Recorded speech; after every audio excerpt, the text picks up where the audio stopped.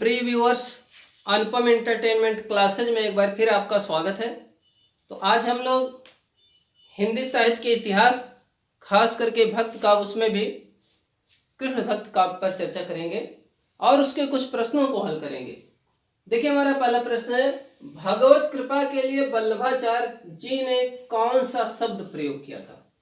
भगवत कृपा के लिए वल्लभाचार्य जी ने कौन सा शब्द प्रयोग किया था? तो उनका है पुष्टि। पुष्टि शब्द का प्रयोग किसके लिए किया था? भगवत कृपा। मतलब पुष्टि का अर्थ क्या है? भगवत कृपा या भगवान की कृपा। अगला देखिए, मीराबाई की भाषा। मीराबाई ने जो अपनी रचनाओं में किस भाषा का प्रयोग किया है उसी का वर्णन है। तो मीराबाई की भाषा क्या है? राजस्थानी मिश्रित ब्रज भाषा। राजस्थानी मिश्रित ब्रज भाषा मीराबाई जी की भाषा का नाम।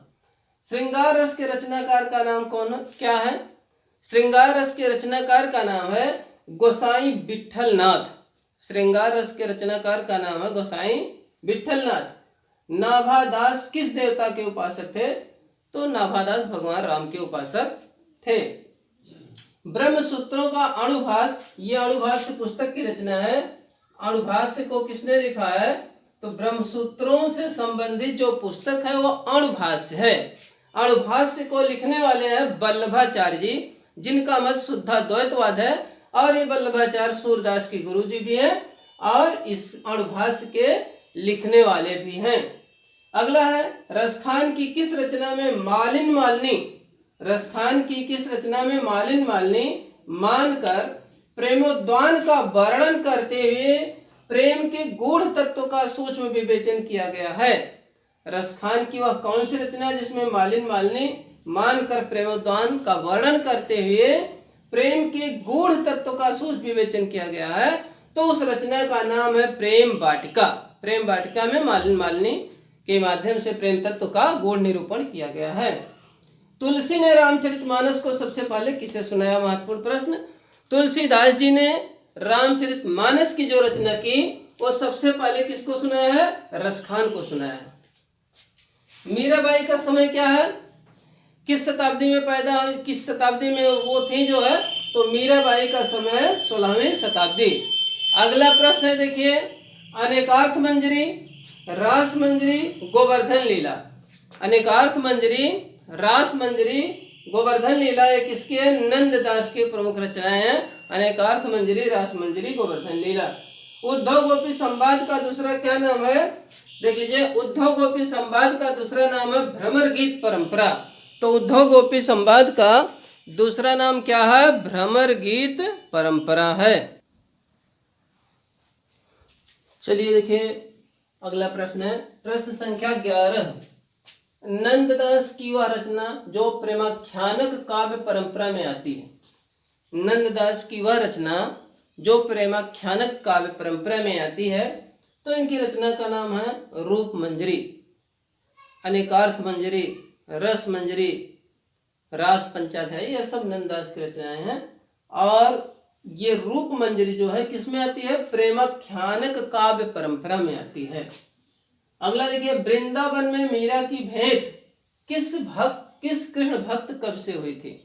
वृंदावन में मीरा की भेंट किस कृष्ण भक्त कवि से हुई थी? तो उनका नाम है जीव गोस्वामी। ये जो है जीव गोस्वामी, रूप गोस्वामी, सनातन गोस्वामी, ये तीनों लोग कृष्ण भक्त थे। तो जीव गोस्वामी की भेंट किससे हुई थी? मीरा की भेंट जीव गोस्वामी से हुई थी। कहाँ हुई थी? वृंदावन में हुई थी। और जीव गोस्वामी कृष्ण भक्त कवि थे और मीरा बाई भी कृष्ण भक्त। इनकी भक्ति माधुर्य की है और सूर की सख्य की है और तुलसी की दास्य भाव, मतलब सूरदास की सख्य भाव की कृष्ण भक्ति है, मीराबाई की माधुर्य भाव की, तुलसीदास जी की दास्य भाव की। युगल शतक का संबंध किससे है? तो युगल शतक का संबंध निम्बार्क संप्रदाय से है, जिसके प्रमुख निम्बार्काचार्य जी हैं। निम्बार्क संप्रदाय के प्रमुख निम्बार्काचार्य जी हैं। सूर का नीति निरूपक ग्रंथ कौन सा है? सूर का नीति निरूपक ग्रंथ है साहित्य लहरी। मतलब इसमें नीति का वर्णन किया गया है किसमें? साहित्य लहरी में। और दृष्टकूट पद भी हैं। तो सूर सारावली, साहित्य लहरी, ये सूर सागर जो है इनकी प्रसिद्ध रचनाएं हैं। लेकिन नीति निरूपक ग्रंथ क्या है? साहित्य लहरी है। गौरंग महाप्रभु, या गौरंग का संबंध किससे है? तो चैतन्य संप्रदाय से है। इनका संबंध किसका? गौरंग का संबंध चैतन्य संप्रदाय से है। अगला है पुष्टिमार्ग का संबंध किससे है? बार बार प्रश्न आ रहा है, दोहराया भी जाता है। पुष्टिमार्ग का संबंध वल्लभाचार्य जी से है। और ये जो है पुष्टिमार्ग का संबंध वल्लभ संप्रदाय से है। और जो वल्लभाचार्य जी थे उनका मत शुद्धाद्वैतवाद है और सूरदास के गुरु हैं। आगे होने वाले कवियों के श्रृंगार और वात्सल्य की युक्तियां सूर की जूठन जान पड़ती है। कथन है, अक्सर पूछा जाता है कि आगे होने वाले कवियों की श्रृंगार और वात्सल्य की उक्तियां सूर की जूठन जान पड़ती हैं। किसका कथन है? आचार्य रामचंद्र शुक्ल जी का कथन है कि ये जो है आगे होने वाले कवियों के श्रृंगार और वात्सल्य संबंधी उक्तियां सूर की जूठन प्रतीत होती हैं।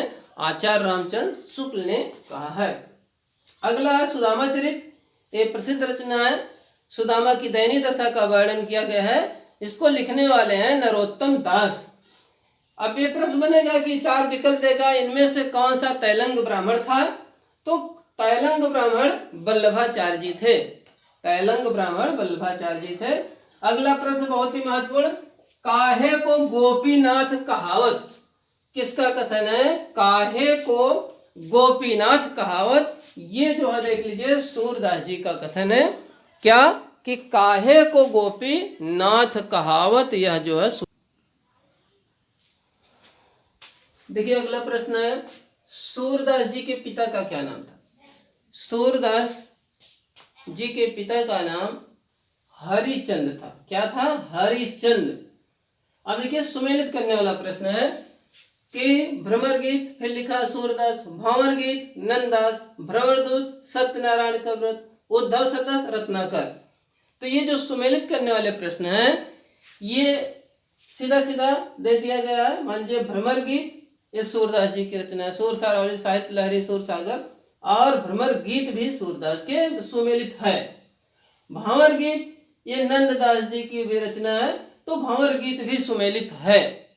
लेकिन भ्रमरदूत ये सत्यनारायण कविरत्न जी की रचना है, यह भी सुमेलित है। और उद्धव शतक जगन्नाथ दास रत्नाकर की रचना है, यह भी सुमेलित हो। तो ये जो है ABCD पूरा आ जाएगा, सुमेलित है। लेकिन परीक्षा में इस तरह कुछ दे देगा आड़े तिरछे, इसलिए उसको आपको जो है जब कंठस्थ रहेगा तो आप आसानी से सुमेलित कर लेंगे।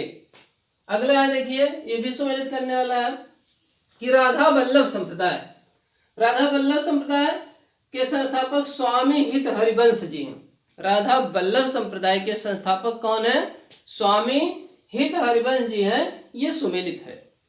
दूसरा है निम्बार्क संप्रदाय, इसके संस्थापक निम्बार्काचार्य जी हैं, यह भी सुमेलित है। तीसरा है वल्लभ संप्रदाय, इसके संस्थापक वल्लभाचार्य जी हैं, वही शुद्धाद्वैतवाद जिसका संबंध है सूर के गुरु हैं। और चौथा है सखी संप्रदाय, इसके संस्थापक स्वामी हरिदास जी हैं। तो सखी संप्रदाय स्वामी हरिदास, वल्लभाचार्य वल्लभ संप्रदाय वल्लभाचार्य, निम्बार्क संप्रदाय निम्बार्काचार्य, राधा वल्लभ संप्रदाय स्वामी हित हरिवंश, यह भी पूरी तरह सुमेलित है। लेकिन परीक्षा में सीधा सीधा नहीं देगा, इधर उधर करके दे देगा, तो इसको भी आप कंठस्थ रखेंगे। अगला देखिए भी सुमेलित वाला है 24 संख्या, 24 प्रश्न संख्या 24।